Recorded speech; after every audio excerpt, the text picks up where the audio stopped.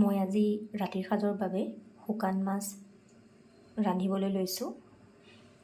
তাৰ বাবে মই কি লৈছোঁ আপোনালোকক অলপ দেখাই দিছোঁ। শুকান মাছখিনি মই প্ৰথমতে গৰম পানীত তিয়াই থৈ দিলোঁ। তাৰ পাছত তাৰ পৰা মাছখিনি টুকি মাজৰ অলপ পেটুখিনি উলিয়াই চাফা কৰি ল'লোঁ। দুটা ডাঙৰ বিলাহী কাটি লৈছোঁ আৰু জলকীয়া 3টা ফালি লৈছোঁ, পিঁয়াজ 2টা, নহৰু অলপ আৰু আদা। নহৰু, আদা আৰু পিঁয়াজ অলপ পেষ্ট কৰি ল'ম। 2টা বেঙেনা লৈছোঁ।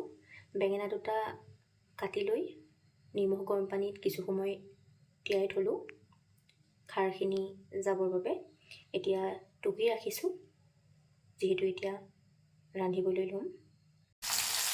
মাছখিনি কম তেলত এতিয়া ফ্ৰাই কৰি লৈছোঁ অলপমান। মাছখিনি ভজা হৈ গ'ল। এতিয়া সেই একেখিনি তেলতে আৰু অলপ তেল এড কৰি দিছোঁ। তাতে এতিয়া বেঙেনাখিনি ভাজি ল'ম।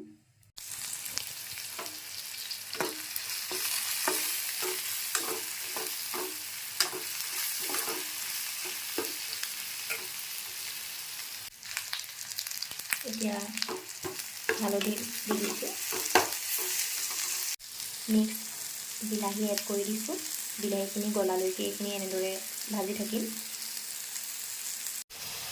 বিলাহীখিনি গলিলে ইয়াতে যিহেতু তেল অলপ কম হ'ল, সেইকাৰণে মই বেঙেনাখিনি এক্সট্ৰাকৈ তেল দি ভাজি লৈছোঁ।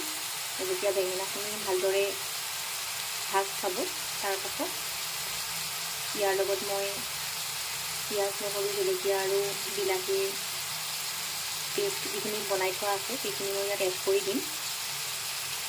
ভাজি থোৱা বিলাহীখিনি ইয়াতে মিক্স কৰি দিলোঁ। অলপ গৰম পানী এড কৰি দিছোঁ। এতিয়া মাছখিনি দি দিম। মাছখিনি এড কৰি দিলোঁ। এতিয়া কিছু সময় উতলিবলৈ দিছোঁ।